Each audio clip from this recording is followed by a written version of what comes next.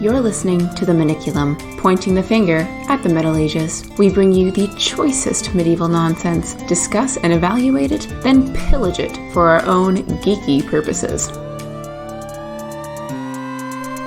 Future Mac here. We are still looking for a name for our correspondence section. There is still a poll on the Facebook group that has a handful of votes. Oddly, the one that's currently winning is one that I came up with while writing the poll in order to fill out the options, so I don't know what that says. We actually have been getting some great messages lately, and we will definitely be talking about them in a future episode. We just didn't have the opportunity to record anything this week.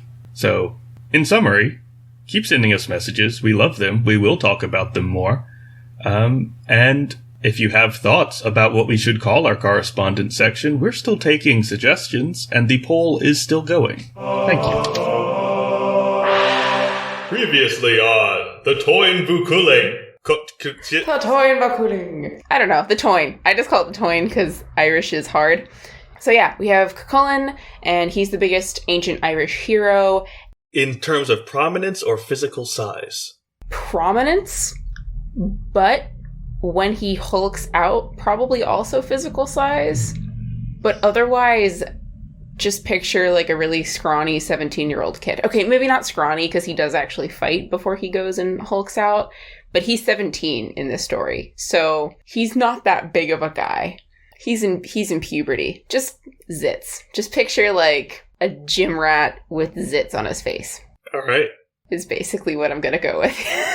So we have Cuchulainn, and this is, I guess, the biggest Irish epic that we have. It's almost a national epic, and we talked about how we've got the Ulstermen and the Connachtmen, and they're fighting over cows because Queen Maeve and her husband Ailill were basically having a big measuring contest over who has more stuff and who's the better king or queen, like who deserves who. And they equal each other in everything except that Ailill has one more really nice cow that Maeve cannot equal. And so she's like, babe, I need a cow so that I can equal you. And he's like, yeah, but honey, it's fine. It's fine. You're already the Queen of Ireland. Why do you need any more of this? And she goes, no, I need this cow. So they launch an invasion, basically, into Ulster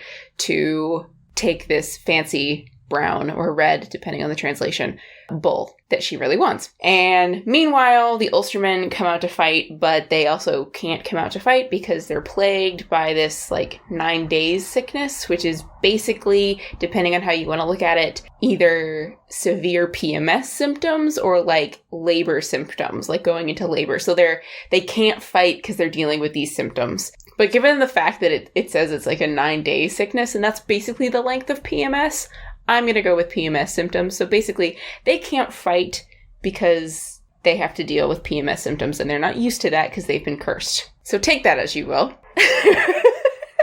I do appreciate the gender bending in Irish literature. It's one of the most wonderful parts about Irish literature. So that's basically where we were. We had Cuchulainn, who set up a kind of a totem with Ogham written on it, which kept everybody from passing. It was a challenge that showed his sort of magic powers as well as his physical strength, and Fergus and the men refused to pass it, so they deforest part of Ireland to go around it. And in this section we have a lot of place naming, or Dinchanicus, I think is how it's said. It's the place lore of how each place they go past gets its name. So each one has a little story, and Ireland is known for this. That's why there's word for it. And yeah, you'll find that everywhere to this day. And then Maeve is like, well, what's the deal with this Cuchulainn anyway?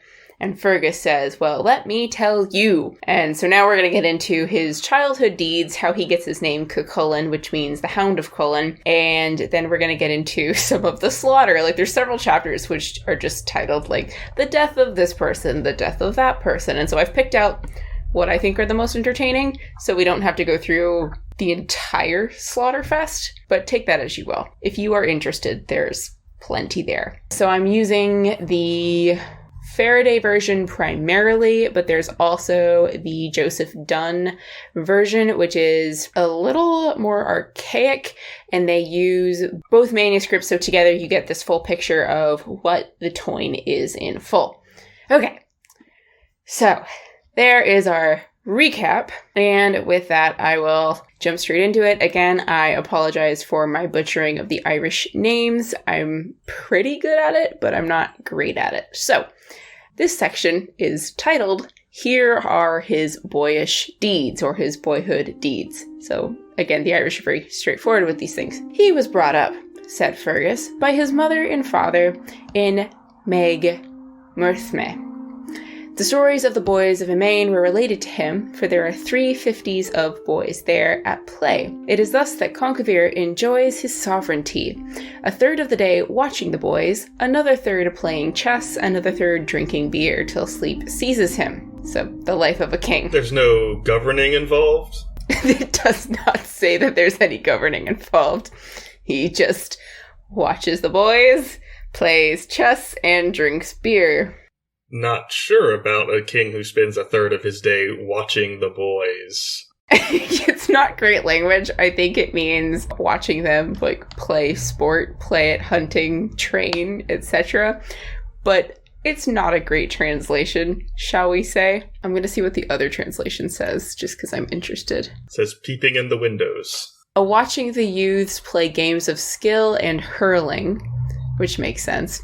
The next third of the day, playing draughts and chess. The last third, feasting on meat and a quaffing ale till he passes out. Pretty straightforward. The life of a ruler. That was bad kinging. That was bad kinging. There is no more a warrior in Ireland than Conquevere, basically, is what the point is there. Because apparently those three qualities that you want in a fearsome warrior in Ireland, Cuchulainn aside. So Cuchulainn asked his mother to let him go to the boys, and his mother said, well, you shall not go until you have a company of warriors. You need a troop. You need to have a gang of boys to go out with. And Cuchulainn says, I deem it too long to wait for it. Show me on which side of Ireland it is. Northward so, said his mother, and the journey is hard. And Cuchulainn goes out, regardless of his mother's warning, and brings with him a shield and a toy spear, and a playing club and a ball. So he's got a toy shield, a toy spear, and his hurling stuff, essentially. Oh, okay. I was going to ask what the difference was between a toy club and an actual club, but it's the type for a game. Not yes, okay. for hurling, which is still very popular here in Ireland. And it's actually kind of terrifying because it's like a cross between, I don't know, rugby and baseball. So you have these flat bats and these hard balls, and you basically whack these balls as fast as hell through the air and kind of hope that you don't get hit. Yeah. And I would hate to be hit by one of these balls. No, you would probably break an arm fairly easily. My first thought when you said cross between rugby and baseball is, so it's rugby with weapons. Yes, essentially. Yeah. So he's got his little toys, which are still fairly useful to use as weapons. And he goes to the boys without binding them to protect him, so he's not protecting his stuff. And no one used to go to them in their playfield till his protection was guaranteed, and he did not know this, because he just decided to go out. Basically, you've got these rival gangs, and Cuchulainn, not being a part of this group of lads, goes into the midst of them without protection or permission. And one of the lads, Folloman, says, "This boy insults us. Besides, we know he is of the Ulstermen. Throw at him." And so they throw their 350s of toy spears at him, and they all remain standing in his shield. So he catches, apparently, 150 toy spears on his shield. Okay, so toy spear doesn't mean blunt spear.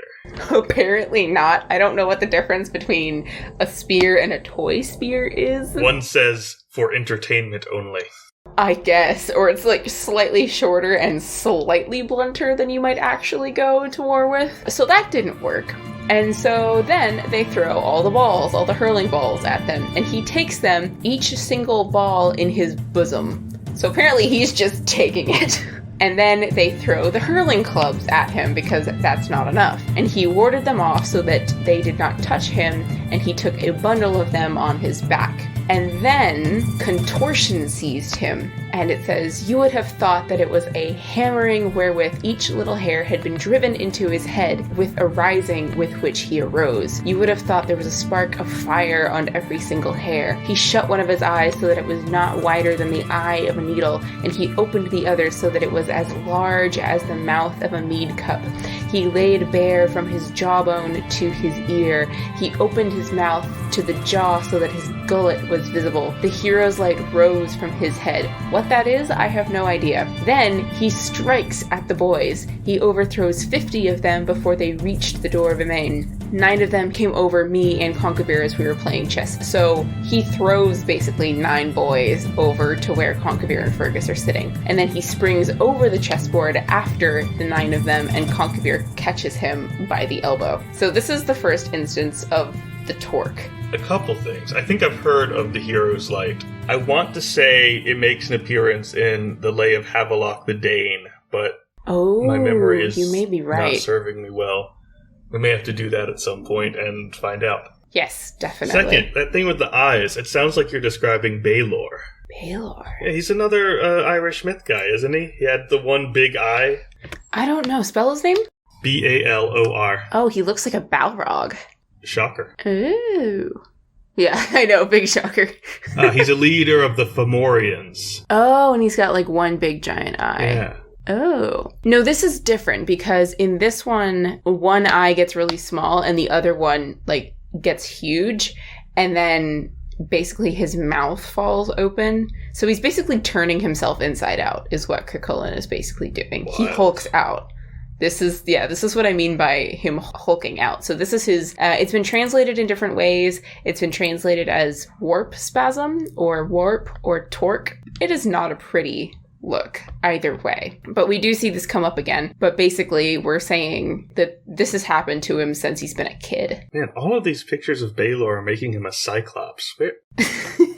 I don't think it ever says he has only one eye, just that one of his eyes is big. Oh, he's killed by Luke. That makes sense. Well, it says he's an interpretation and a personification of the sun, which would make sense that he only has one eye. Yeah. Alright. That's interesting. The evil eye. Interesting. But in any case, Cuchulainn hulks out, essentially, and he goes into this warp spasm. And so Conquevere catches him by his elbow and says, "These boys are not being very well treated," which seems like an understatement for the circumstances. But Cuchulainn says in reply, "Lawful for me, O friend Conquevere. I came to them from my home to play, from my mother and father, and they have not been good to me." So he's saying, they started it. And Conquevere asks what this kid's name is, and Cuchulainn, and this is before he got his name as Cuchulainn, says, "Satanta Mec Sualtum am I," said he, "the son of Dectra, I think, your sister. It was not fitting to hurt me here." And Conquevere asks, "Why are the boys not bound to protect you? Like, why are you not a part of this group?" And Cuchulainn says, "Well, I didn't know about this. I didn't know what the etiquette was. I just showed up to play." Then Conquevere's like, "Well, yeah, that sounds right. Okay, go on." And he lets him go, and then Cuchulainn keeps going and attacks all the other guys Why? in the house. So he's just... Because it's justified, I guess. But Cuchulainn is trying to explain his actions here. Like, it sounded like he was defusing the situation, but Cuchulainn's like, alright, so now that we've settled that, I'm gonna go beat up some more people? I'm just gonna keep going, man. And so then we get into another, brief section. So a little bit later on, Fergus continues the story and says, well, once, when he was a kid, he used not to sleep in Emain Machta till the morning. And Conquevere's like, well, why don't you sleep? And Cuchulainn replies and says, I don't do it unless it is equally high at my head and my feet. So he won't sleep unless it's perfectly flat, I guess, is the meaning here. And then a stone pillar was put by Conquevere at his head and another at his feet, and a bed was made for him separately. And another time a certain man went to awaken him, and he struck him with his fist in his forehead, so that it took the front of his forehead onto the brain, so that he overthrew the pillar with his arm. So what this means, I don't necessarily know, except that it is extraordinarily gory. Yes, I got that much. And Fergus concludes, from that time forward, no one dared awaken him until he woke himself. So there's no point in trying to wake Cuchulainn up because you'll die. That's fair. Another time, he was playing ball in the playfield east of Emain. He went alone against 350s of the boys. He used to defeat them in every game in this way, always. The boys lay hold of him therewith. He piled his fist upon them until 50 of them were killed. He took to flight then, till he was under the pillow of Conchobar's bed. All the Ulstermen rose round him, and I rose, and Conchobar himself. Then he rose under the bed, and put the bed from him with the 30 heroes who were on it, till it was in the middle of the house. Then the Ulstermen sat round him in the house, and we arranged and made peace then between the boys and him. So apparently he has not gotten over this issue with these 150 boys, because he ends up killing 50 of them in a quote-unquote ball game. And knowing that this is wrong, presumably, he runs underneath the bed. And when everyone tries to come and fish him out from underneath the bed, he pushes them off the bed like, what is it, like Mongo in Blazing Saddles with the piano? He's just like holding them all back and crushing all of them until they make peace. This is such a weird image. I'm having trouble with it. The point of all of these, the point of the boyhood tales of Cuchulainn is to try and give some background to his heroic biography and to sort of explain that he's had these powers since boyhood. So we've established that he's got superhuman strength. We've established that he's killed a lot of people from early on, whether this is justified or not. And we've explained that he's got this torque sort of thing going on. Yeah, he sounds like a dangerous person to have around.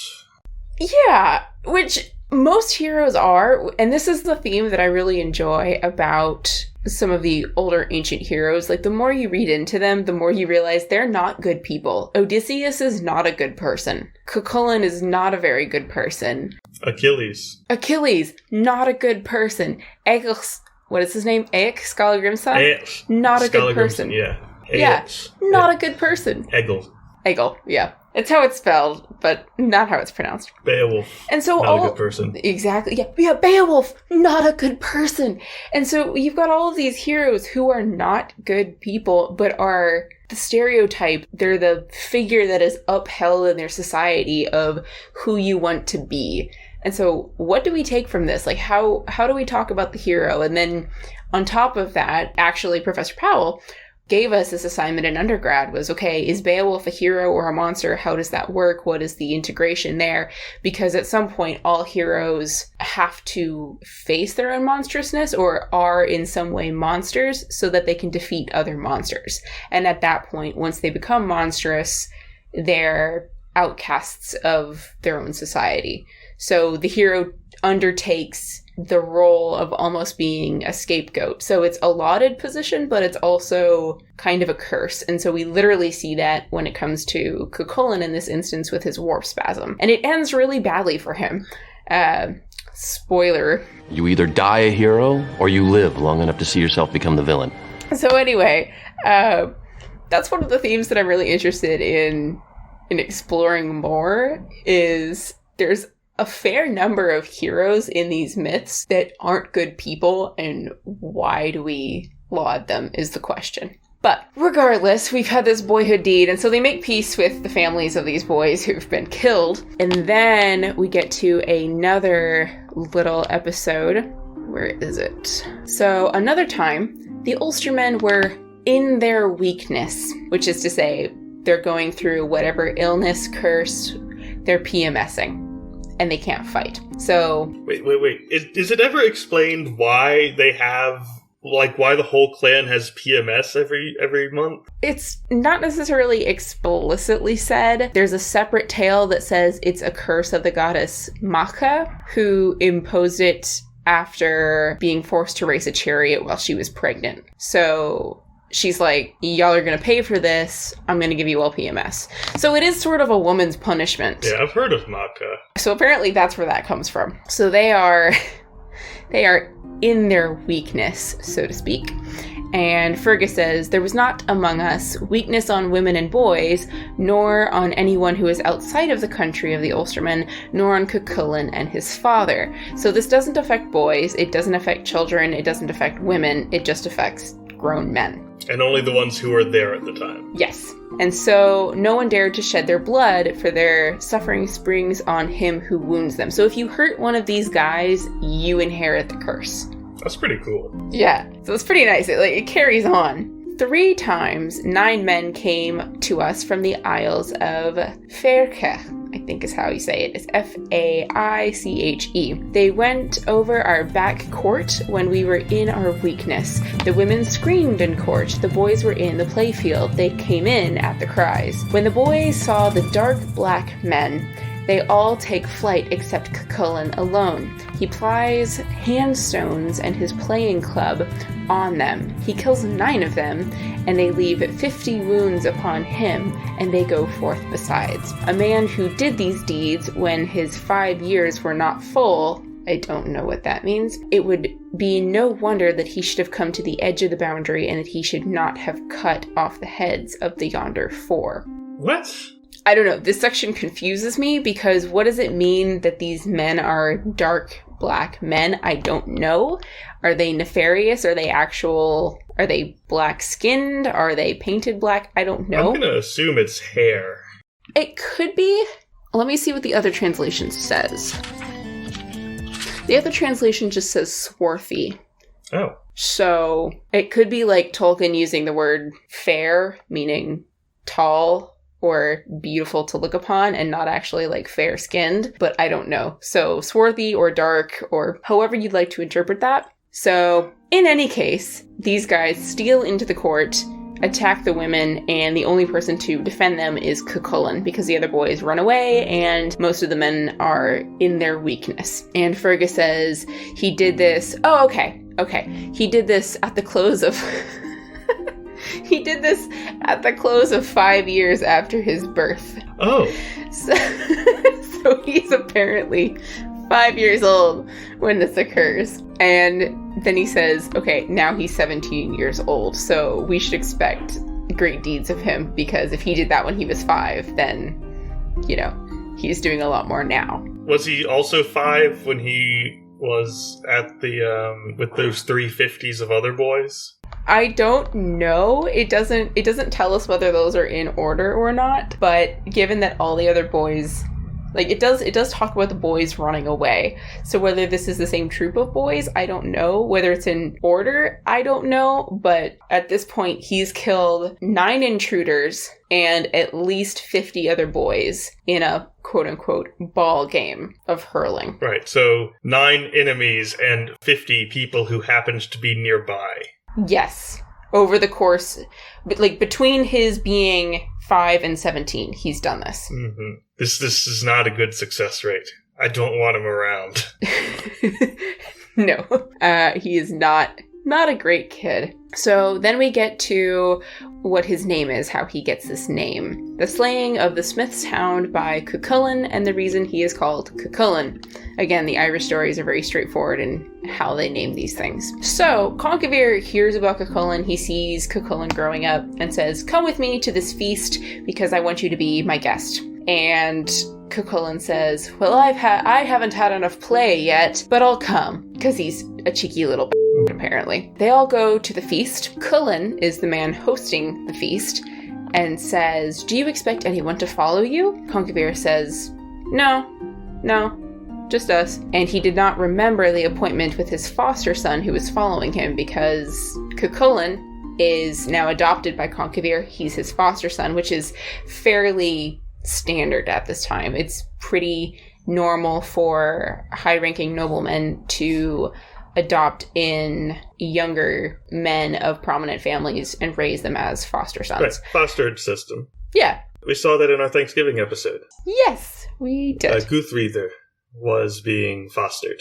And I'm trying to think, Brutus was also the foster son of Caesar. Did not know that. Mm-hmm. So when he says, et tu, Brute, he actually supposedly said this in Greek, which is kai su teknon, which is, and you too, my son, which basically, in terms of how he said it, basically means see you in hell, punk. I would need a breakdown of the connotations of ancient Greek to figure that one out. I've read a little bit about it, but I'm fairly sure that it was actually in Greek and it was kaisu teknon. So the implication there is, so instead of, and you, Brutus, it's not a betrayal of a friend, but it's the betrayal of a foster son. That is significant and that is factual. Whether you get the implication of it being basically like an up yours or not, I don't necessarily know whether you could read that in, but it was the betrayal of a foster son. I do remember from Beowulf, Hrothgar tried to make Beowulf his foster son, just apparently out of... That's what you do with someone who killed monsters for you, and Wealthiel has to kind of shut it down. Yeah, she does. I actually have a really interesting paper with that in it, because I found that a really interesting episode. The queen, whose name I can never get correct. Wealthiel. Yeah, I'm just going to call her the queen. I can't do it. I'm so bad at pronunciation for these things. But no, so she has to step in and say, like, no, you can't do this. You already have a son. But at the same time, when you have this sort of economy of honor going on, the king has to repay the warrior in kind for the deed that he's done. And when you've had Grendel feasting on people for so long and terrifying the entire kingdom, what matches that? Well, the only thing that matches that is being the foster son of the king. But Wealthiel can't allow that because that's her son that would be displaced. Yeah, exactly. And so Hrothgar sort of screws up the entire kingship. Or at least you could argue that it's Beowulf's fault, but I would argue that it's Hrothgar's fault because he doesn't have anybody who's got the balls to take on Grendel, and he won't do it either. Well, he's old. Yeah, he's old, I know, but you've got Unferth. That's true. And Unferth, like, it's supposed to be Unferth's job, theoretically. But that's a side conversation. Anyway, where were we? Oh yes, so we have Conquevere and Cuchulainn, and Cuchulainn is now Conquevere's foster son. And so Conquevere shows up at this feast, and he forgets that Cuchulainn is coming along afterwards. Because Cuchulainn's like, yeah, but I want to keep playing in the field, because he's still, how old? We don't know. Between 5 and 17, but he's been invited to the feast. Cullen now says, I have a watchdog. There are 3 chains on him, and 3 men to each chain.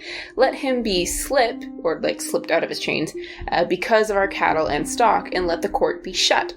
Let slip the dogs of watch. Yes. Then the boy comes. The dog attacks him. He went on with his play still. He threw his ball and threw the club after it so that it struck the ball. I think it means he's swinging his club here, but one stroke was not greater than the other, and he threw his toy spear after them, and he caught it before falling. And it did not hinder his play, though the dog was approaching him. So he's just chucking all of his toys and having a great time here. He's just juggling. Or something. I want to see if the other translation makes any more sense of this, but it really doesn't. Yeah, I'm starting to question the sobriety of whoever wrote this down. Yeah. The lad had not any means of defense with him, but he hurled an unerring cast of the ball so that it passed through the gullet of the watchdog's neck and carried the guts with him out through his back door, and laid hold of the hound by the 2 legs and dashed him upon a pillar stone that was near him, so that every limb sprang apart, so that he broke the bits all over the ground. That seems wildly excessive. It really, really does. So, like... You took Cuchulainn for your court, right? I think so. I'm glad you have. Regretting this decision. I feel like I have a very violent court. I feel like you got Cuchulainn on the one side, and then a certain emperor who's very mild-mannered on the other, just staring at him and his horrible table manners. So, Conquevere heard the yelp of the dog, which I'm surprised it had time to yelp, given that a hurling ball is going through its guts. And Conquevere and his people could not move. They weened that they would not find the lad alive before them, so they figured that Cuchulainn's dead, because this is a dog who has to be held back by 3 men. Alas, O warriors, cried Conquevere, in no good luck have we come to enjoy this feast. How so? Asked all. So just picture like a giant chorus of people going, how so? The little lad who has come to meet me, my sister's son, Satanta of the son of Sultame, is undone through the hound. As one man, arose all the renowned men of Ulster.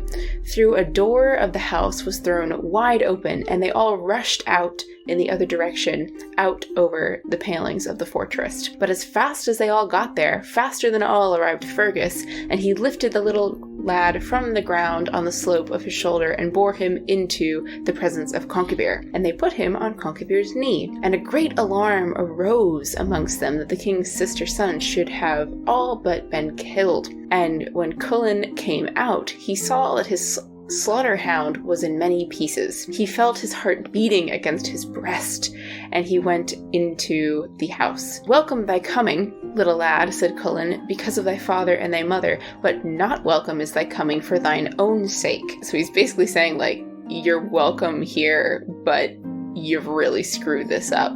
"What hast thou against the lad?" queried Conquebir. "Not luckily for me hast thou come to quaff my ale and drink and eat my food, for my substance is now a wealth gone to waste, and my livelihood is a livelihood lost now after my dog. He hath kept honour and life for me. Good was the friend thou hast robbed me of, even my dog, in that he tended my herds and flocks and stock for me. He was the protection of all our cattle, both afield and at home." Which, this is a big deal. To be fair, as ridiculous as this entire telling is and how gory the death of this hound is, you really do want to have a good dog to protect your herds, because that is actually your livelihood at this point in time.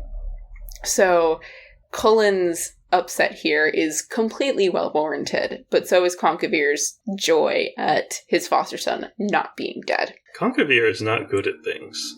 He's really not. "Be not angered, O Cullen my master," said the little boy. "It is no great matter, for I will pass a just judgment upon it." "What judgment will thou pass, lad?" Conquebir asked. "If there is a whelp of the breed of that dog in Erin, he shall be reared by me till he be fit to do business as was his sire. Till then, I myself will be the hound to protect the flocks and the cattle and the land, and even the man. And I will safeguard the entire plain, and no one will carry off a flock or herd without me knowing about it." So Cuchulainn is saying, I will be your guard dog, which is why he's called Cuchulainn, which means the hound, or the wolf hound of Cullen. I would not take that offer. Because again, so far he's killed more people by accident than on purpose, so I don't want him around my household or my flock. Okay, to be fair, he could have killed those 50 kids on purpose. That's not better. No, it's not. I'm just saying. It's sort of implied that he did it on purpose. He's a dangerous person to have around. And given the fact that he's like 5 or 8 years old at this point, it's bad. In all ways, this is bad. I would feel my flock was less well protected if he were out there than if it was just loose. Wandering. Yeah, because a sheep might offend him and he'd dismember it. Valid. So, that is how Cuchulainn gets his name at this point. And then there's a couple more stories from his childhood. Okay, so there's another section here where there's a local champion. And this almost has the makings of a fairy tale here, because this champion is the champion of the land. And in this section, Cuchulainn challenges this champion here, this hero. And when he does so, he basically completely decimates him. He reduces him by 1/10? No, but he completely slaughters the guy. And... I'm sorry for my pedantry, I couldn't resist. No, I think it's beautiful. In order to try and make pay for this, they demand some sort of recompense, and Cuchulainn hears from one of his watchmen that there's a man in a chariot coming to you. He will shed the blood of every man who is in the court unless he is taken and unless naked women go to him. Back up, what? Yes, I know. Is this a demand Cuchulainn is making or someone else? So I'm already confused by the structure of, the sentences and stuff. I know. This is what Cuchulainn is demanding. Or rather, he's not demanding that the women go naked in front of him, but this is what these people think will stop him. How old is Cuchulainn at this time? Between 5 and 17. Well, for a certain portion of that age, that'll probably work. Yeah, you know, especially since we're going through his life. So he's probably in his teenage years at this point. I am like 99% sure that teenage boys are easily distracted by naked women, so that is a reasonable strategy. You know, biology, it'll work every time. And so they're trying this, and Cuchulainn speaks out a geish. And we've talked about geish before. It's both an insult and a curse with a false intention towards somebody, or you're wishing somebody very, very, very bad things, very ill intention. It's also a waterfowl. Is it? Geese. I hate you. Oh my gosh. That's so bad. Yeesh. Okay, anyway. Yes, so he says, I swear by the god by whom the Ulstermen swear. Unless a man is found to fight with me, I will shed the blood of everyone who is in the fort. So Cuchulainn's like going at this. And Conchobar just says, naked women, go to meet him. So he send out the naked women, is essentially what he's saying here. And the women of Emain go to meet him with their bare breasts before him. And the wife of Conchobar goes out with them and says, these are the warriors who you will meet today. And apparently, Cuchulainn's reaction is that he covers his face. Whether out of decency or shock or whatever, I don't know. I would not expect him to cover his face out of decency, given his previous actions of killing people. Yeah, he seems indecent. But who knows? You know, maybe he kills people, but he's a prude. Maybe it's a compensation issue. We don't know. Oh, you mean he's American? Who knows? So he covers his face, and the heroes of Emain seize him and throw him into a vessel of cold water. And the vessel bursts around him, and the second vessel in which he's thrown into boiled with bubbles as big as the fist. The third vessel into which he went, why there's three, I don't know, except for the fact that the Irish really like threes, and this might be magic, is warmed so that its heat and cold were rightly tempered. So it's a nice warm bath. Then he comes out, and the queen, who's the wife of Conchobar, puts a blue mantle on him and a silver brooch and a hooded tunic, and he sits at Conchobar's knee, and that was his couch always after that. Oh, so he's 7 years old at this point, the text says. Oh. He's 7. Yep, he's not a teenager. He's 7. And he just, like, went berserk one day? Yeah, like this is who Cuchulainn is. He's a crazy kid. His boyhood deeds do not make sense. No, they do not.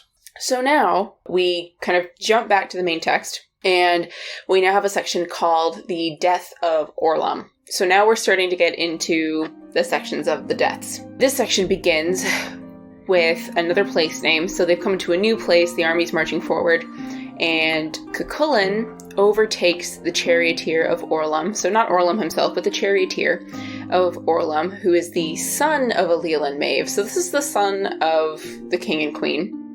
And he overtakes his charioteer, and the charioteer is cutting shafts. It is overbold what the Ulstermen are doing, if it is they who are yonder, said Cuchulainn, while the host is behind them. And he goes to the charioteer to reprove him, because he thought he was of Ulster, and not a Connachtman. And he says, what are you doing here? Cutting chariot staffs, said the charioteer. We have broken our chariots hunting the wild deer Cuchulainn. Don't know why he's described as a deer here, as opposed to the Hound of Cullen. But help me, said the charioteer. Look only whether you are to select the shafts or to strip them. It will be to strip them indeed, said Cuchulainn. Then Cuchulainn stripped the shafts through his fingers in the presence of the other, so that he cleared both of them of bark and knots. So he takes like the stick of whatever tree this is, and apparently his hands are so calloused, they're just like sandpaper, and he just makes them into perfectly peeled, polished sticks for chariot shafts. That's a good talent to have. A very handy talent to have. But the charioteer gets kind of nervous because he's like, this is not an ordinary guy. So again, apparently Cullen can just show up and he looks fairly normal when he's not hulked out.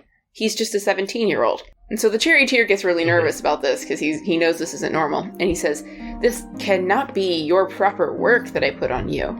You don't expect someone who has such strength to be stripping wood for chariot staffs. And Cuchulainn says, well, whence have you come? Who are you? The charioteer of Orlam, son of Allil and Maeve, said he. And you? Asked the charioteer. My name is Cuchulainn, said Cuchulainn. Alas, said the charioteer, because he's pretty sure that he's about to die. Yeah, I would be too. That's exactly what I'm expecting here. Fear not, said Cucullin. Where is your master? He's in the trench yonder, said the charioteer. Go forth with me then, said Cucullin, for I do not kill charioteers at all.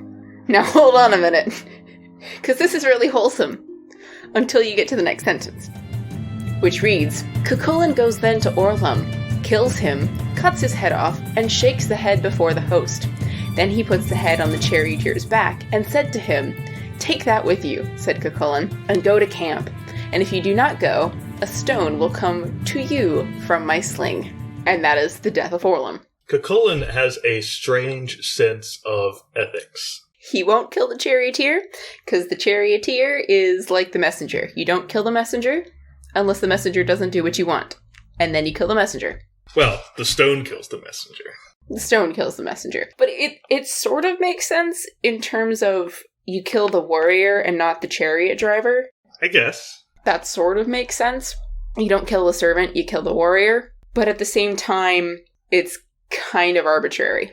Now, there's a very, very short follow-up story to this called The Death of Mac Garach, which is very short. And it just says, Then the Mac Garach waited on their ford. So this is a group of people. These are their names. Lon and Ualu, and Diliu, and Meslair, and Mesleach, and Meslethan were their 3 charioteers. They thought it too much what Cucullin had done, to slay the 2 foster sons of the king, and his son, and to shake the head before the host. They would slay Cucullin in return for him, and they would themselves remove this annoyance from the host. So they do not have a very good idea of the kind of warrior that Cucullin is. Right. They cut 3 aspen wands for their charioteers, that the 6 of them should pursue combat against him. He killed them all, because they had broken fair play towards him. How? I don't know. Maybe it's supposed to be one-on-one? That's what I would assume, but we already know that Cucullin played hurling 150 against 1. Yeah. So I don't know how this is not fair play against Cucullin, because the rules don't seem to apply. I don't know why he thinks he needs a reason. Neither do I. But anyway, Orlum's charioteer was then between Alil and Maeve. Cucullin hurled a stone at him, so that his head broke, and his brains came out over his ears. Wait, so he did kill the charioteer? He does kill the charioteer. Thus, it was not true that Cucullin did not kill charioteers. However, he did not kill them without reason. So... Alright, so he's picked one profession that he needs a reason to kill, and everyone else, he doesn't, is what I'm getting here. I guess. So, there you go. That place is called Tamlachta, which means gravestones. And the reason that it is called gravestones is because of the little gravestones and the violent deaths, which Cucullin worked upon it. Makes sense. And I just love that both translations say that it's not true that Cucullin didn't kill charioteers, but he didn't kill them without a fault. Like, he didn't kill them without reason. Both translations say this. So that sort of gives you the character of these Irish stories.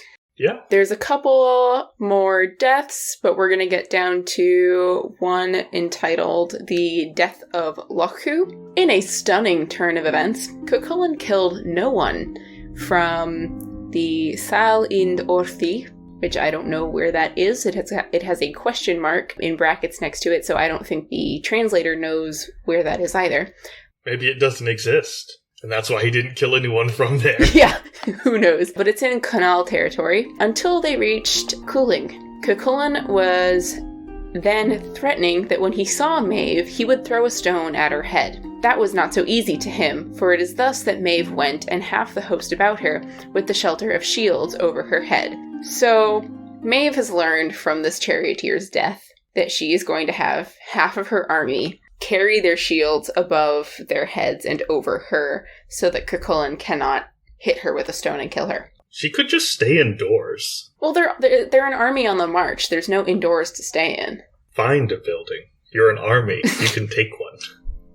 You can take one. I mean, reasonably, yes. There was a waiting woman of Maeve's, Lochu by name, who went to get water, and a great troop of women went with her. Cuchulainn thought it was Maeve. He threw 2 stones, so that he slew her in the plain. Hence, it is Athre Locha in Cooling. So that's how that place gets its name. From Finnevar, Cooling, the host divided, and they set the country on fire, as you do at war. They collect there the women, boys, maidens, and cattle, and so that they were all there in Finnevar. You have not gone well, said Maeve. I do not see the bull with you. Well, he's not in the province at all, everyone said. In unison. Apparently. Well, he's not in the province at all. Oh, I would love for this to be animated because I feel like it would be just a really funny film to see. Yeah. One of the cowherds, Lothar, is brought up to Maeve, and she demands to know where the bull is.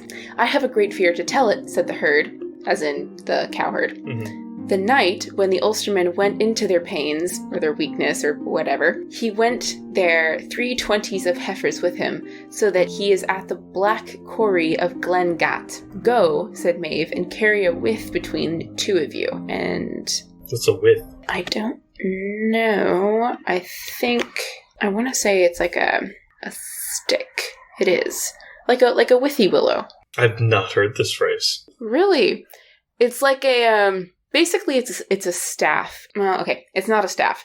It's a slender branch so that you can sort of use it. It's like, think of a cross between a staff and, what do they use to spur horses on? A goad? Yeah, I guess. Yeah, it's like a sort of a goad. So you could, it's a way of herding animals. Yeah. Or a way to bind things. It's like a thin, bendy branch that you can use. But the only reason that is included is because it's a place name thing. So again, we have the Dinshanicus. Then they bring the bull to Finnevar. The place where he saw the herd, Lothar, he attacked him, so that the bull brings out the entrails of Lothar, and he attacked the camp with his 350s of heifers. So he's got 150 heifers and the bull that are attacking the men. Very well organized for cows. I was gonna say. But maybe they all just go into like a stampeding herd, you know? And we sort of have like a Lion King moment here. So that's how Lothar dies. Then the bull goes out from the camp, and they don't know where he went, and they were ashamed. Maeve then asked the herd if he had an idea of where the bull was. And this is apparently a new cow herd because Lothar's dead. And so they're still looking for this bull, and a wonderful warrior went the next day, Ualu, and he took a great stone on his back to go across the water, and the stream drove him backwards with the stone on his back. His grave and his stone are on the road at the stream. Lea Ualand is its name. So again, like, we have these tiny little stories of how these places get their name. Why this guy went into a stream carrying a rock, I don't know. I guess to not get... I think, like, you carry a big rock so you don't drift away down the stream, but this apparently did not work because he just got crushed by the rock. So Maeve is still trying to get this bull, and as they go around a mountain, they find a new place to camp, and there, Cuchulainn kills Crond and Comdel, and 100 warriors died with Roan and Roe, 2 historians of the foray. So apparently they've got historians with them, so they know that this is kind of a big deal. And as they came over Baroness Cooling with the cattle and the stock of Cooling, they spent the night in a bunch of other places, including a place called Botha, because they made huts over there. So those of you who have been to Scotland or in Ireland may be familiar with bothies, which I think are super cool, and I would love to go bothy bagging. So bothies are like little shacks in the middle of the wilderness that you can go out and hike to, and they're unlit, but basically they're shacks or stone shelters, and you can stay in there. They've got little fireplaces, so you can make a fire and camp out in them, so you don't need to bring a tent. So you just go out and camp at that place and then go on. So it's great for shepherds, because you can go out, check your sheep, and then stay here and then go back the next day. But anyway, that's why it's called Botha, is because they made little bothies there. What's bothy bagging? Oh, so bothy bagging, it's like mountain bagging. It's when you go and you do like a string of hikes to each bothy. So you tick off the list of okay, I've been to this one, I've been to this one, I've been to that one. That does sound fun. Yeah. So that is on my bucket list, is to go bothy bagging around Scotland. Yeah, let me know if you're planning to do that during the summer. Maybe I'll come join you. You should, if we can get out. I figure it's a way to be fairly safe during COVID is, go out in the middle of nowhere and go bothy bagging. Okay, so we have a couple more place names, and so I'm going to skip some of this section. So here we have another death. Because all of, this entire section is just named the death of, the death of, the death of. This one is entitled The Death of Nad Crantail. Yeah, you're just making these names up. I'm really not. I swear I'm not. What man have you to meet Cuchulainn tomorrow? Because at this point, they're just sending people out to try and stop Cuchulainn, and it's not going to work. But again, you have, the rules of fair play. It's the bad rules. Bad rules. Bad rules. We can find no one to meet him, said Maeve. Reasonable.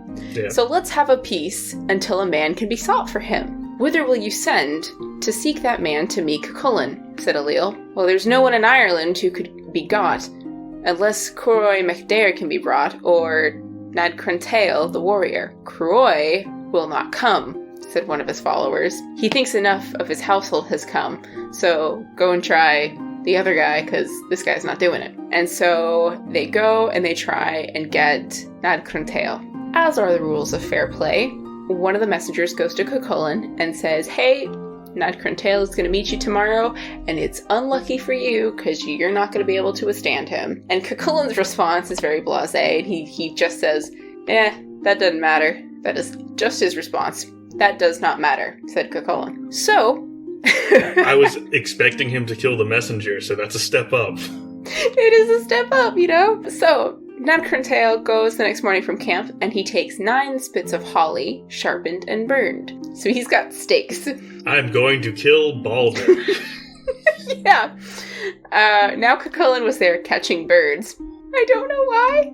That whole gesture series you just made, I need to see if there's some way I can make some of your faces into GIFs. Just turn them all into GIFs. So anyway, Cuchulainn's catching birds, as, young 17-year-old men do. As Charioteer and Chariot were with him. Ned Crantail takes these holly spears and chucks them at Cuchulainn, and Cuchulainn performed a feat onto the point of that spear, and it did not hinder him from catching birds. So he's still doing catching gymnastics? birds. Yeah, he's just parkouring around these spears that are being thrown at him while he's catching birds, apparently. He's doing, a Legolas move in The Hobbit, when Legolas, jumps up the falling buildings. I hated that entire film series. The Hobbit? Yeah. Yeah, I only saw the first one, and I was like, I get it. I'm done. It was just... They took the last 30 pages of the book and turned it into a 3-hour-long movie. A lot of it seemed just excessive amounts of adding nonsense to a perfectly good book. It really was. But, you gotta milk that cash cow, I suppose. So, this is exactly how Cuchulainn does it. The flock flies away from Cuchulainn, and Cuchulainn goes after the flock of birds. And he goes on the points of the spears like a bird, from each spear to the next. Is he aware that he's in a fight? I don't think so. I think he just sees, he's like, oh, look at that, a great step ladder, and he just jumps up these flying spears in the air. So there we go. And it seemed to everyone that Cuchulainn was in flight, pursuing these birds. Your Cuchulainn yonder, says Nad Crantail, has gone in flight before me. That is of course, said Maeve. If good warriors should come to him, the wild boy would not resist. And this vexed Fergus and the Ulstermen. Tell him, said Fergus, that it was noble before the warriors while he did brave deeds. It is more noble for him to hide himself when he flees before one man, for it were not greater shame to him than the rest of Ulster. Hey, yeah, he ran away. He's lost. There you go. So, Cuchulainn was not aware that he was in a fight, as you say. And so Cuchulainn's like, well, who's saying this? Who dare challenges me? And Fiacha, one of these other men, says, well, Nad Crantail, you ran away from him when he was chucking spears at you. Though it were that he should boast, the feat that I have done before him is no more shame to me, said Cuchulainn. He would by no means have boasted it had there been a weapon in his hand. You know full well that I kill no one unarmed. Let him come tomorrow, and I will not flee before him. So apparently the spears of holly did not count as weapons, Cuchulainn did not see it that way, so he's now challenging him to one-on-one fighting here. Increasing questions about this man's mental state. He's 17. Gotta remember those hormones are going crazy. Yes. I remember when Puberty, I was 17, catching birds and not noticing spears. You didn't have to go in one-on-one combat when you were 17? Not that I remember. So Cuchulainn came to the appointed meeting place, and he threw the hem of his cloak around him after the night watch, and did not perceive the pillar that was near him, which was of equal size with himself. And he embraced it under his cloak and placed it near him. Then Nad Crantail came, and his arms were brought with him in a wagon. "Where is Cuchulainn?" "He's over there," says Fergus. "It was not thus he appeared to me yesterday." "Are you Cuchulainn?" "And if I am," says Cuchulainn, "if you are indeed, I cannot bring the head of a little lamb to camp. I will not take the head of a beardless boy." So he's like, "You're just a kid." "It is not I at all. Go to him around the hill." So Cuchulainn goes to Logue, which is his charioteer, and says, "Smear a false beard on me. I cannot get the warrior to fight me without a beard." So he's like putting on a fake beard to get the other guy to fight him. Also, give me some Groucho Marx eyebrows. Yeah. So again, the story gets more and more ridiculous, which is why it's one of my favorite Irish stories. And the fact that it is the pinnacle of Irish literature just makes my heart happy. So, Cuchulainn, now with his false beard, however you would like to picture that in your head, shows up to fight Nad Crantail. And so Nad Crantail thinks that that beardless boy was not Cuchulainn. But anyway, he shows up and says, "Take the right way of fighting with me," Nad Crantail says. "You shall have it if only we know it," says Cuchulainn. "I will throw a cast at you, and do not avoid it," said Nad Crantail. "Well, I will not avoid it except on high," says Cuchulainn. And Nad Crantail throws a cast at him, and Cuchulainn leaps on high before it. So apparently this is a way of right fighting with spears, is the one rightful way to avoid the spear, because they've established this beforehand. "I am going to throw a spear at you. Do not dodge. But I am allowed to jump." Yeah, basically. So anyway, you've got the rules of fair engagement, essentially, which are being explicitly stated here. And Cuchulainn dodges and now says, "Avoid my throw." Because once you know your opponent has had a turn, you can have a turn.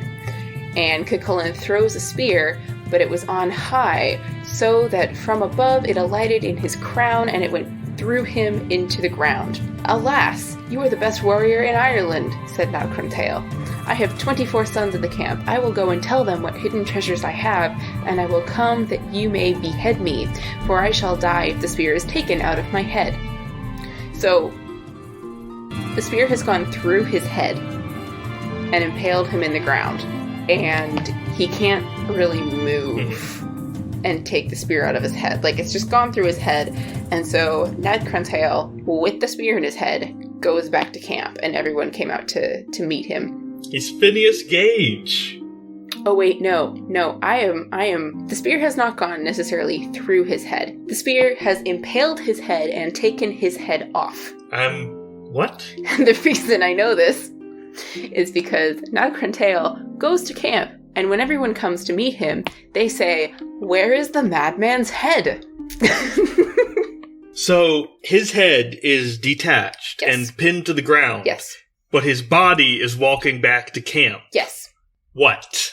How? Why? Now, what? This is not altogether unfathomable in Irish lore, because... I was gonna say, it's pretty unfathomable in, reality. Yes. The head is supposedly where your soul is. Like, it's not in your heart, it's not in your chest. Like, Old English talks about the mode, the spirit, the chest, the heart. Mm. But in Irish culture, all of that is up in your head.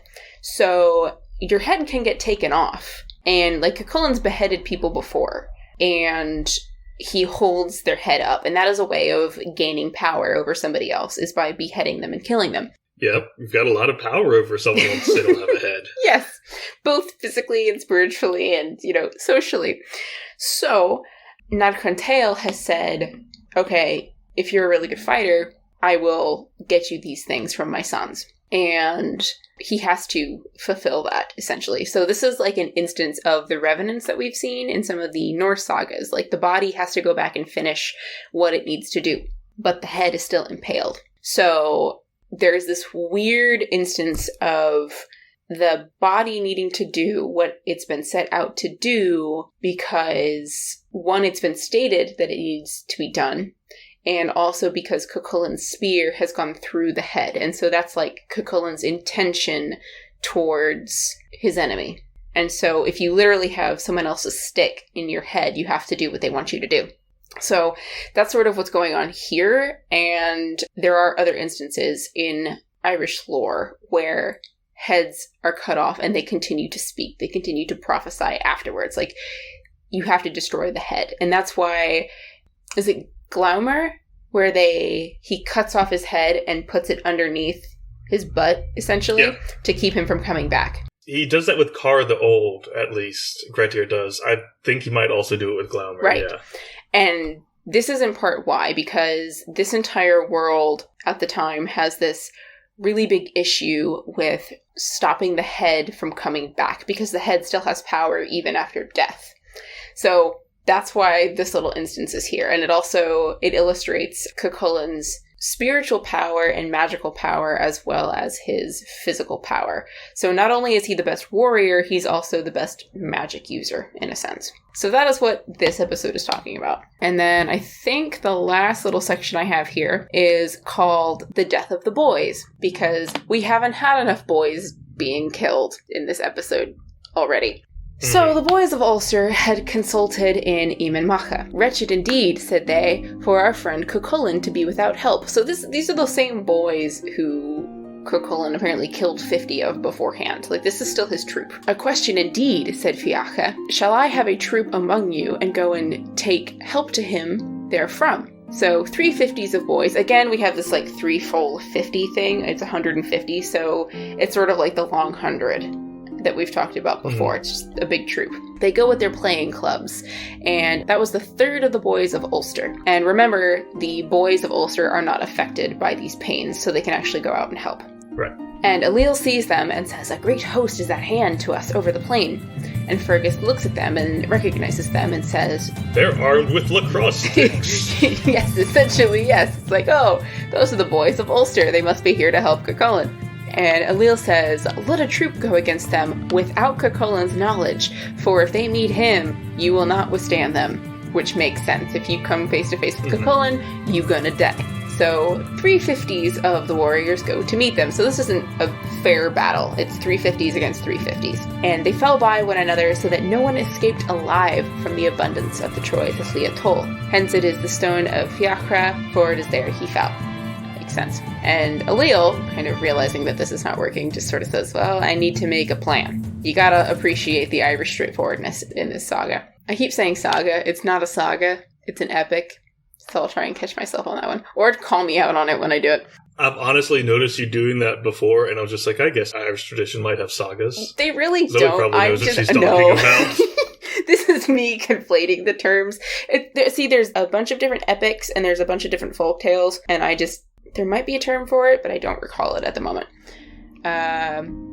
Ask Cuchulain about letting you go out of this place, for you will not come beyond him by force, because his flame of valor has sprung. For it was customary with him, when his flame of valor sprang with him, that his feet would go round behind him, and his hams before, the balls of his calves on his shins, and one eye in his head, and the other out of his head. A man's head could have gone into his mouth.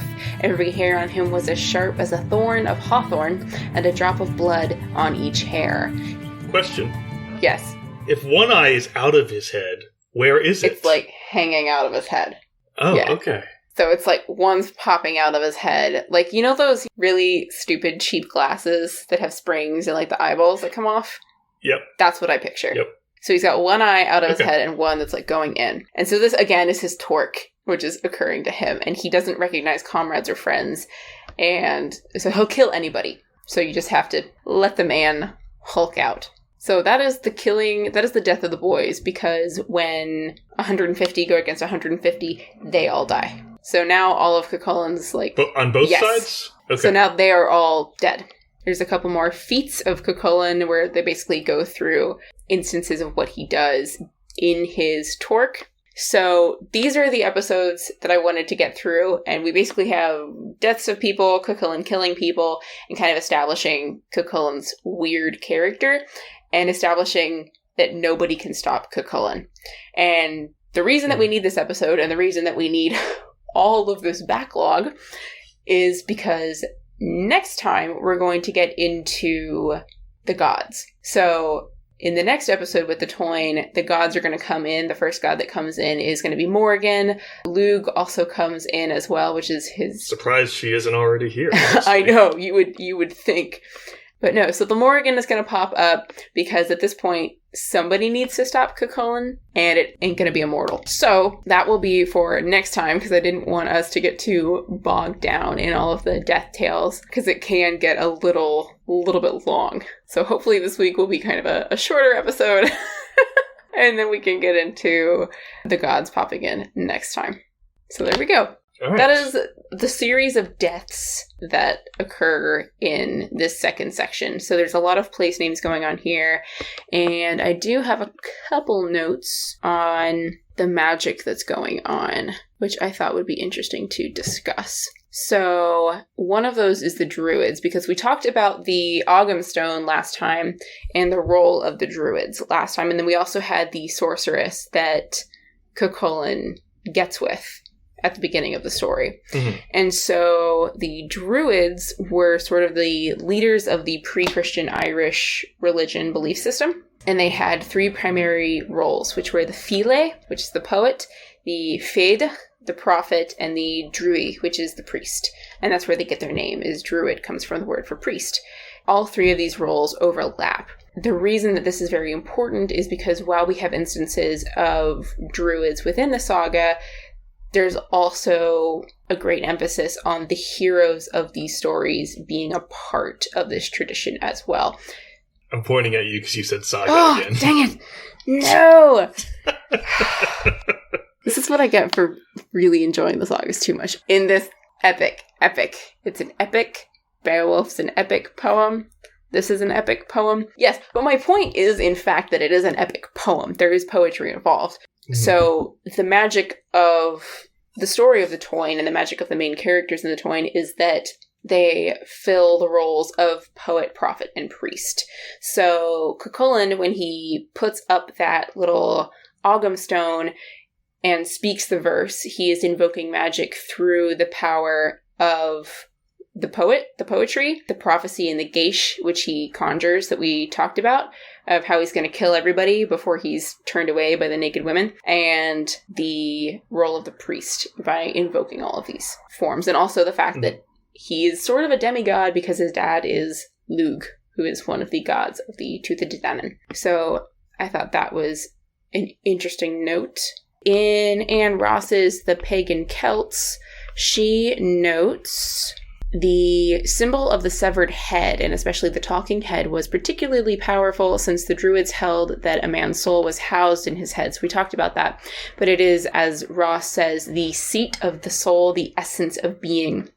So a severed head would also protect him who decapitated it, and its powers might also be transferred to the victorious warrior. Ross lists the other attributes of the severed head as symbolizing 1, divinity itself, as it was the possessor of every desirable quality. It could remain alive after the death of the body. It could avert evil and convey prophetic information. So Cuchulainn's beheadings display his prowess so that their strength was transferred to him in a magical essence and a protection for the challenge that he had set up. So when he hands over heads and when he puts them on pikes and all of that, he's essentially protecting his own borders, as he should, as the watchdog of Ulster.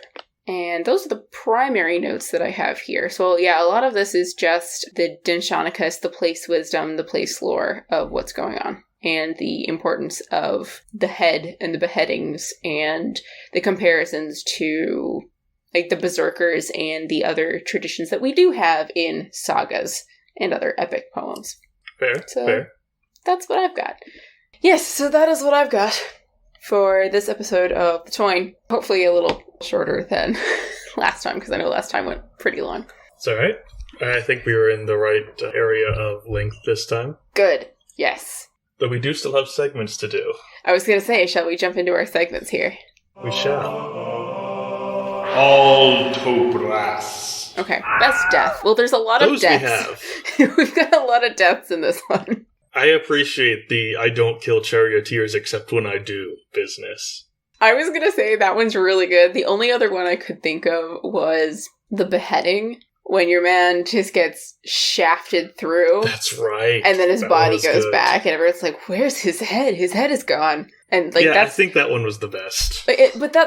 That's the only problem with it, is everyone's like, where's his head? They don't seem surprised that he's come back dead. But the fact that his head is gone is more surprising.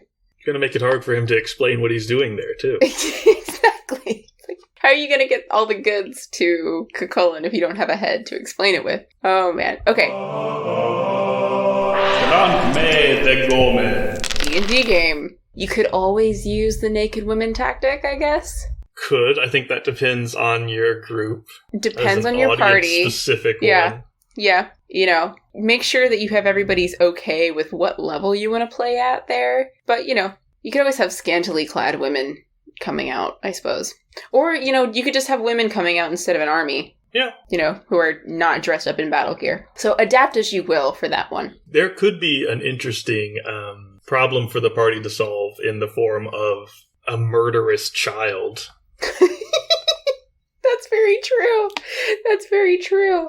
Especially one who's killed like 50 other kids. Yeah, how do you deal with little kid Cucullin? He's unstoppable and dangerous, but also he's a kid. It's horrific. Yeah, that would be interesting. You could have like a cursed kid that your players have to deal with now. I mean, I suppose you could adapt some of the place names, or you could incorporate place names in your campaign when your characters do something really interesting. You can have whatever NPC is there name those places after your characters or their exploits, what they've done. So you can have an element of Dinshanicus in your game, and that makes the lore a little bit more real and lived in. It's true. And you could do that with the history of it too. So maybe it's the king's great-grandfather.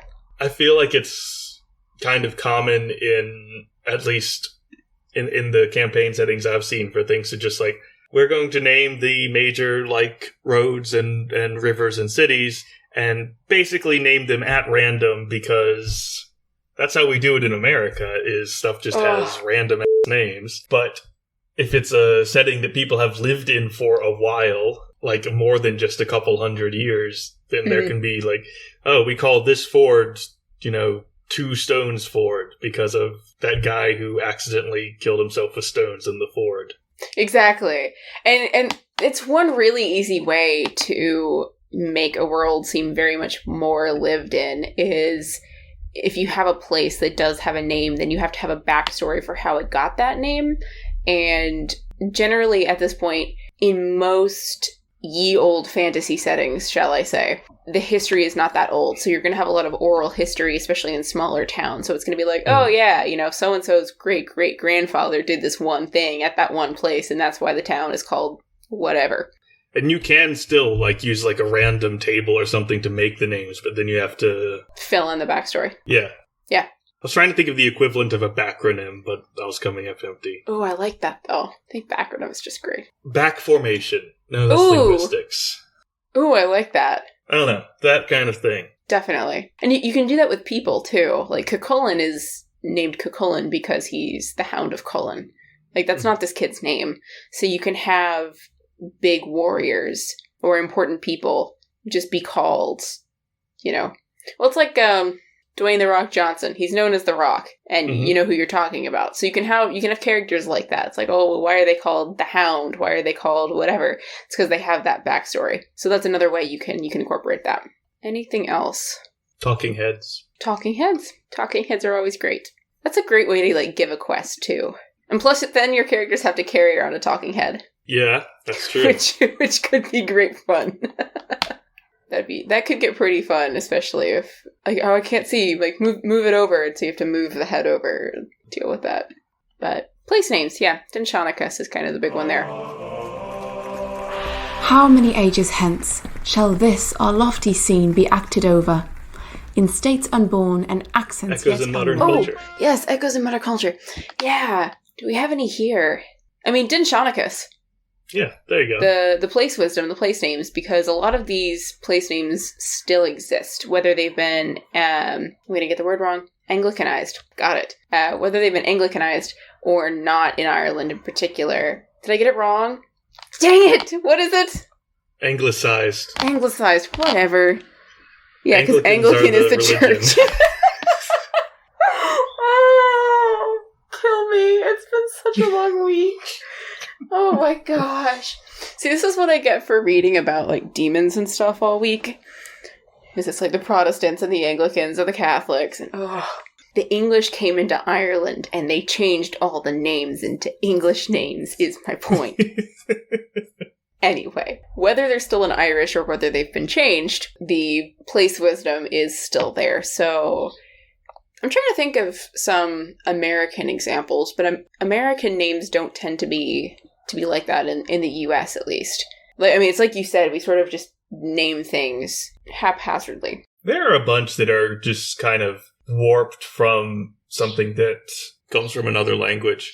That's like true. a lot of the Native American names are pretty mangled. That's true. Nevada, the state, is named after Sierra Nevada, the mountains. Sierra Nevada is what the Spanish called them because they were snowy mountains. So we have a desert state that's named Snowy. That's true. Yeah, that's a good example. Yeah. Oh, Canada? Canada means village. Because someone asked, what's this place called? And the native said, this is my village. This is a village. Yeah. Oh, I love it. It's like the River Avon. It's like Avon means river. There is a place in Central America, the name of which is supposedly like an indigenous name, but it literally translates to, I don't understand what you're saying. That's amazing. Because that's how they responded when someone said, what's this place called? They're like, what? They're like, I don't know. I don't know what you're "Ah, saying, good, man. yes, this place is what? Beautiful. Future Mac speaking. The place that past Mac is trying to remember is the Yucatan Peninsula in Mexico. The word Yucatan is Mayan for I don't understand you. So that's not technically what Dinshonicus is, but we're gonna roll with it. Because where were we? Yeah, so the echo in modern culture here is place names, place wisdom, and sort of how places get their names. Like Stratford upon Avon, right? The place where Shakespeare was born. Yeah, that's right. We're talking about Dinshonicus. I don't know why I'm thinking Anglican. Now you've got me doing it. I'm so sorry. Anglicizing stuff. Anglicizing. Yeah. I mean, there are places out west that are named stuff like Jones Creek or Jones Mill, and it's like there was a guy named Jones. He had a mill. Yeah, that's true. That's true. I guess it's less. I don't know. I would think it's less common in the U.S. and it tends to be more common in older places in Europe because you have, I guess, more of that history in terms of. We don't have as much written history over here. Yeah, and all of the spoken history that dates back more than a few hundred years, we kind of ruined. Yeah, it's all gone. Jeez. There's a couple of really interesting native names, like Denali is the name of the biggest mountain in North America that's up in Alaska. And it used to be called Mount McKinley, and they did officially change it over. All Alaskans just call it Denali, and that means the Great One. So that's an example. Or the name of the people is Denina or Denaina, depending on how you want to say it, and that just means the people. Pretty straightforward. Yeah. That makes sense. I think a lot of the surviving Native American names are stuff a lot more like Dinshonicus than colonial American names. Oh, yeah, for sure. Yeah, because, I mean, New York doesn't really have much of a Dinshonicus besides we're going to name it after York, but it's the new one. So, it's not very... There's a book on this that I read over the summer. Ooh, do tell. It's called Names on the Land, and it's about like the history of American place names. And it covers both colonial American and Native American, the ones that survived. Oh. And like the difference between them in terms of how they got there. That's amazing. I love it. Hang on, do I have it with me? I do. Let me grab one of my favorite books. It's out of print now. So... this is one of my favorite books ever. It's called English Place Names by Kenneth Cameron, and I've got loads and loads of little sticky notes. It talks about the history of English place names, obviously. But the back of the book has a beautiful appendix, which is just common elements in English place names. And it is one of my favorite D&D tools because it gives you the prefixes and suffixes of common place names and then tells you what they mean and from what language they come from. That's useful. It's very useful. So you've got like Kirk, which is church, which is Old Norse from Kirkja. Or Scots from Kirk. Yeah, there you go. Croft, meaning a piece of enclosed land. We've talked about that one before, coming from the Old English croft. Or Caster or Chester, which comes from the Old English Caester, meaning city or town or a Roman fortification. So that one's very useful. Yeah, but I'll see if I can list a couple of these because they're very fun, and you don't expect some of them if you're not as familiar with the Old English and Old Norse. But yeah, so there we go. Dindshonicus, place names. One of the more useful, I guess, system-agnostic D&D source books, but I mean, it doesn't include any rules, so you can use it with whatever edition or game, is a book on names that Gygax wrote that covers stuff like that. That's amazing. Like the elements of English place names, how to name a tavern, that kind of thing. I love it. And there's a bunch of generators like that online now too that you can just go through. Yeah, I usually make my own. I do too. I think it's more fun to make your own, and again, you can get more into the history of the place you're creating. It means I have a lot of exceptionally complicated Excel spreadsheets. I would love to see those. That looks amazing. Oh, I have a note app, like the Notes app on my phone. I have one that is just names that I pick up in all the readings that I do for my dissertation, and I can just pull a name off of that whenever I need to in a session. It's amazing. It's the greatest thing I've ever done. That's a good idea. Well, I try and sort them by where they're from so I can be consistent. So if my players are in one nation, I'll pick names that have a similar group. And then if they're in a different nation, I can use a different type of name. And that way you can sort of, again, get sort of the history of a person based off where their name comes from. I do a similar thing, except it's town names. I like to write down the more interesting names I find when I take a lot of cross-country road trips because my family all live in various places on the East Coast and I'm in the industrialized garbage scape that is the Midwest. Yeah, makes sense. And whenever I take these road trips, I like to avoid the highways and go through the back roads because it's more interesting. So I take note of a lot of place names. Yeah. So far, my favorite is I don't even know what this place actually is, but I just saw on a sign, Hollow Bible. Oh my gosh. Yeah. That's a good name. That is a good one. That's a great one. There's, what is it? It's like Oyster Gulch or something in Alaska, Also which good. I always thought was really fun. And then there's some of the best Irish names like Doolin and Dingle. Great town names. Dingle? Yeah, Dingle is an actual... Oh, it's a town name. It's a town That's name. good. Yeah. I was about to feel really sorry for some people. No, it's a town name. Or if you just Google a really old map and have a look at the place names that you can find on maps. And that's a really great way to find names for your characters or place names for towns. Okay. Now we can go on. Yes. Okay. The Dungeon Master's Dictionary. Dindshonicus. That's a big one. You can also incorporate those 3 Irish terms. So there's File, Driu, and what was the third one? Faith. So File, F-I-L-E, which is poet. Faith, which is F-I-A-D-H, which is prophet. And Driu, D-R-U-I, or Drui, that makes more sense, which is priest. So you can incorporate those if you want. And the Irish word for magic was imbos, so you can also use that as well. I mean, it's mostly just those place names. Yeah. I mean, if you want to check out the blog, I'll put some of those names up in our big list of names for you guys. And that way you don't have to go paging through sections and sections of the deaths of different people. You can just We'll look at the also names. put citations for all those books we just mentioned. All right. Street smarts! I feel like there's a lot of lessons that we can take from this. 1, don't fight Cuchulainn. Yeah, definitely don't fight Cuchulainn. And just because you're a charioteer doesn't mean you're safe. Remember your guest list. Yeah, for real. Maybe don't let your 5-year-old go out and play with a bunch of boys when he doesn't know the rules of how to play with other people. That's a big one. And if your 5-year-old is some kind of murder machine, maybe consider doing something other than letting him go out at all. Yeah. Don't let your kids push you around. Have a firm hand in your parenting style here. I mean, I don't usually advocate for locking kids up. I'm pretty firmly against it, but I feel like in this case... If your 5 to 7-year-old has a body count of 50 other kids, you might want to consider that option. If your 5 to 7-year-old has a body count... Also true. Consider some kind of institution. Mm-hmm. Or go all Monkey King and trap him under a mountain. Yeah.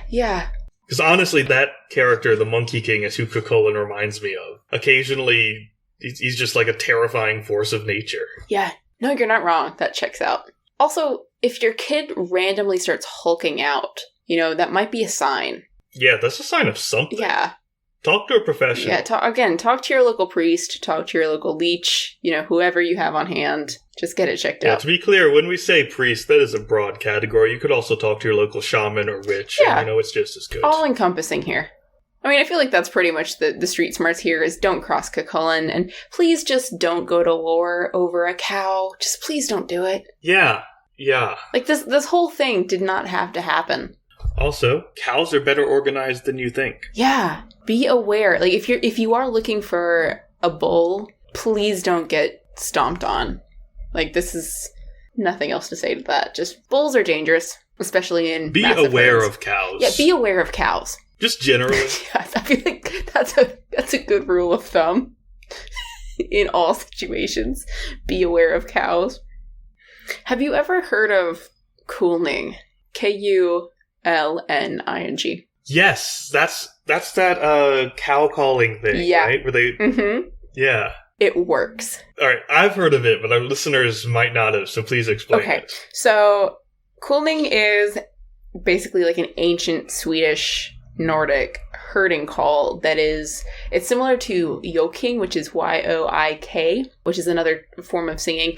It's a little bit like yodeling. It's like an ethereal sort of yodeling song.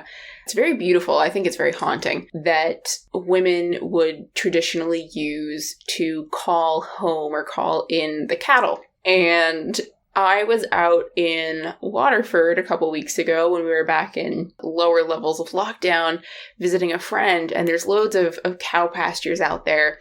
And so we were out checking out these dolomites, which are these beautiful ancient standing stones that were put up years and years ago. And they're just out in fields and you can just go and check them out. They're very fun. And there were these cows hanging out and they were kind of far off. And so I said, what if I just tried this? And I did. And so I kid you not, the cows walked over and I was like, this is not actually real. This is not actually happening. They came straight up over to the fence from, 100 yards out. And when it was myself and my friend standing back and forth, she would come down, she came down and the cows were not bothered by her. And so when I walked back and forth, they followed me. And it was the spookiest thing. So if you do have cows in your area, try it and report back because it worked when I did it. And she did not believe me that this would work until I did it. And now it was a weird experience. I did not expect to have this experience with cows. So please try it and tell me that I'm not alone here, or tell me that it was just weird because I want to know either way. Can you demonstrate? Oh, Lord. I don't really want to demonstrate. Okay. Because it would it's going to be really loud in my flatmate's home and I don't want to freak her out. Oh. There'd be this strange ethereal howling from the next row over, and I think she would burst in here wondering what the heck is going on. But no, That's fair. Do look it up. I think it's haunting. I think it's very beautiful. It is very, very strange when you initially hear it. So be aware. If you do have cows, try it. I would love to know if it actually works. Or whether it was a one-off thing. But it didn't work with sheep. We tried it with sheep. It didn't work with the sheep, but it worked with the cows. So I would love to know if this is an actual thing. But there you go. So that is what Kulning is. All right. Put that in the dictionary, too. Yeah, there we go. We'll put that in the dictionary. Okay. Best moment. This one's hard. There's not really a best moment. I feel like it's more of just a most dramatic moment. I liked Cucullin catching birds. Ooh. Yeah, especially because he didn't realize he was in a fight. Yeah. Yeah. This fearsome warrior comes up. Or, no, you know what my favorite part was? The fake beard. Yes, absolutely. The fake beard. He's like, you're not a man, you're just a kid. You know what? That's probably why he doesn't have the PMS symptoms. He's not old enough. He's 17. I thought he was out of town at the time anyway. That's true. Well, he fits the exclusionary parameters. No, definitely the fake beard. What do you think? I absolutely imagine it just being grease paint. You think? I was gonna say, do you think they used like a skin and just cut like a hole where his mouth should be, like a rabbit skin, and just tied it up? Just tied it around himself. Oh man, no, that one's pretty good. Okay. The court. Do we want to add to the court this time, or do we want to stick with what we've got? We don't really have too many new characters. There's going to be some new characters next time. It's slim pickings, but I feel like we should. Okay. I feel like we should do it every time. All right, go for it. All right, well, like I said, slim pickings. Yep. So I was thinking about this earlier because I was like, is there anyone worth taking? And there were a couple that are like maybes, but at the end of the day, I think that the dog I took from the Macnatho's pig story needs a friend. So I'm taking the dog from this one. Oh, the dog is the one who dies? Yeah. That's fair. I mean, pretty much everyone in this episode dies. Yeah. So, Okay. Fair enough. Okay, so you're taking the dog. That is a fearsome dog. Oh, he can go in the bestiary. Oh, yeah. Yeah. So we have the Hound of Cullen, not Cucullin, the person, but the actual hound, who apparently is strong enough that he needs 3 chains and 3 people to hold him back. So, pretty impressive dog there. So, you pick the dog. Oh man, who am I going to pick? Because I took Cucullin last time, right? I think you did, yeah. I think I will follow in my chain of bad decisions and and pick I'll pick Fergus. I will pick Fergus. I was going to say Conquevere, but I'll pick Fergus because... Which one is Fergus again? So Fergus is like a consultant to Maeve and Allele, and he's the one who's giving all this background about Cucullin. So Conquevere is like the other king. And I don't really want to pick him because he's letting Cucullin get away with all of this. Sure. But Fergus seems to have a pretty decent head on his shoulders, and he survived this long, and he hasn't angered either Cucullin or Allele or Maeve. So I'm going to pick Fergus. Okay. So there we go. Final rating. Do we want to do a final rating? Well, we did for the last That's one, true. so we We'll should do do it part 2. again so we can average them up. See, I feel like this one, I'm going to give this one a lower rating just because there's so many, like, the death of, and it just doesn't, there's so many pieces that just don't make sense and don't fit together. Yeah. Yeah, this one needed another pass in the editor. Yeah. Well, and part of it may be my fault because I did skip several sections because otherwise it's just too long. There's just so much death in this section. So part of that may be my fault. I feel like that's another criticism, though, is that, like, you felt the need to skip bits because it was just the same thing over and over again. That's also fair. All right. Well, I'll let you make your rating first, so then I'll make mine. There are a couple things that are entertaining, but mostly it's just kind of repetitive and confusing and occasionally horrifying. True. So I'm going to go middle of the road and give it a 5. Okay, fair enough. That's what I was going to give it. I was going to give it a 5 as well. So at least we're agreed on this one. So there's definitely some highlights here, but this is the weakest part of the Toyne, I would say. Because the beginning of it is very interesting. You've got the Ogham Stones, you've got the Pillow Talk, and then you have all the death. And then in the next section, we're going to get into more of the supernatural happenings, which is where I find it gets very interesting. And then we get to the boss fight. So the next section should be quite a bit of drama. All right. Okay. And for our final section... Oh, yes. Do you have something, or I don't off the top of my head, so go for it if you'd like. Welcome to the Leech's Corner. So, here's another one on eyes. Ooh, okay. Work an eye salve thus.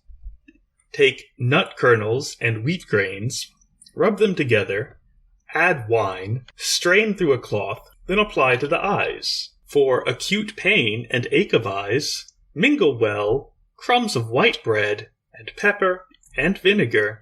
Lay this on a cloth, Bind it on the eyes for a night. Oh, Seems like it would make your eyes hurt I was more. going to say that's just painful. Is this one of those remedies where it's like you punch the person's arm and then it's like, your foot doesn't hurt anymore? Maybe.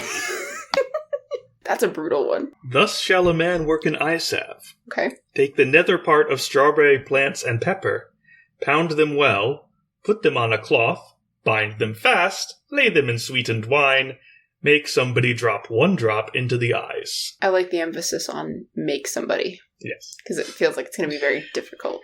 Because that's just, it's... Yeah, someone else has to do Yeah, that. it's like, no, I'm not doing that. That's what your grad students are for. Thus, the refrain continues through the ages. Work an eye salve thus. Leaves of woodbine, woodmarch, strawberry plants, southern wormwood, green hellebore, calendine. Pound the worts much. Mingle with wine. Put into a copper vessel or keep in a brazen vat. Let it stand 7 days or more. Wring the worts very clean. Add pepper and sweeten very lightly with honey. Put subsequently into a horn, and with a feather, put 1 drop into the eyes. Oh, with a feather. That would be a pretty decent application. Work a dry eye salve thus. Take beetle nut. No idea. Looked it up. No clue. Weird, okay. It's not in the Old English plant names or Interesting. anything, but See, Beetle nut. I'm really surprised by having strawberry show up more than once. I mean, they grow wild. Yeah, but like, why a strawberry? Like, what does that have to do with eye health? What does any of these things have to do with eye? Okay, that's valid. Especially like pepper and vinegar. Yeah. So take beetle nut and sulfur, Greek olusatrum and burnt salt, and of pepper most, grind all to dust, sift through a cloth, put it on a fawn's skin. Let him, I assume that's the patient, keep it about himself lest it get moist. Introduce a small quantity into the eyes with a toothpick. Ooh. Ooh. And it does actually say toothpick, or rather it says a tothgada, which means tooth spear. Oh, that makes sense. Well, see, I know that they have toothpicks. It just seems like a less appealing way to apply an eye salve. Yes, you want to do it very slowly. Yeah. Or like in the corner of your eye, and then blink it in real rapidly. Afterwards, let him rest himself and sleep, and then wash his eyes with clean water, and let him look in the water. That is, open his eyes under the water. Oh, okay, that makes sense. Work eye salve thus. Pound thoroughly cumin and a strawberry plant, and souse with sweetened wine, put into a copper vessel or a brazen one, let it stand many nights, wring the wort through a cloth, and clear the liquid thoroughly. Then apply to the eyes when thou may wish to rest. If the salve be too biting, Yeah, no kidding. sweeten it with honey. Oh, ew. Especially leave it out for many nights. Yeah, many nights. Just all the nights. For diminution of the eyes, I looked this up. That's like when your pupil contracts too much. Ooh, okay. I love that they have words for this stuff, and then they're also like, vinegar, pepper, throw some lemon in there, I don't know.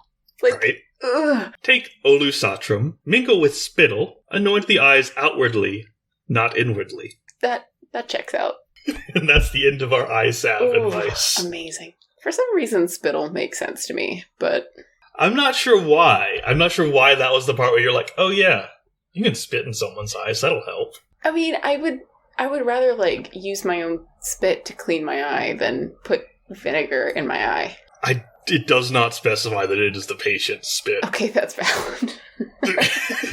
To be fair, I don't know if they would care. Oh, none of those sound fun. They do not. None of those sound like they would help or work in any way. I am fascinated by how often they want you to put pepper in your eyes, because that sounds so painful. Yeah, but like the pepper and the vinegar, strawberries I sort of understand, because like you can mash strawberries into a pulp, and if you add honey to that, it's like, oh, a refreshing face mask or something. But I wouldn't want to put any of that near my eye. It's just... Nope. No. So yeah, listeners, we do not suggest trying these. Like other of the remedies are more plausible, but don't try these. Or at least if you do try them, A, we have no liability, and B, tell us what happens. Yes, true. On both counts. Well, with that, I think that pretty much polishes us off. Yep. Okay. Well, I guess we'll see everyone next time. Thank you for listening to The Maniculum. Please consider leaving a rating and review in Apple Podcast to help support the project. For more geeky editions or to see our sources and notes, check out our blog, Marginalia, at themaniculumpodcast.com. You can also join our Facebook group, The Maniculum Podcast, to join in on discussions about all things medieval. And feel free to reach out. We're on Twitter at Maniculum and on Instagram at Maniculum Podcast. We'd love to hear from you. And special thanks to Sandra Boyle, who created the music for our show. You can check out her project, Sugar Glass, on Spotify. Darn it, because you were smiling at me, you were grinning at me like, she got it wrong. And I was like, I did, didn't I? I got it wrong again. I was just gonna let it pass. Don't. No. Wrong. Anyway.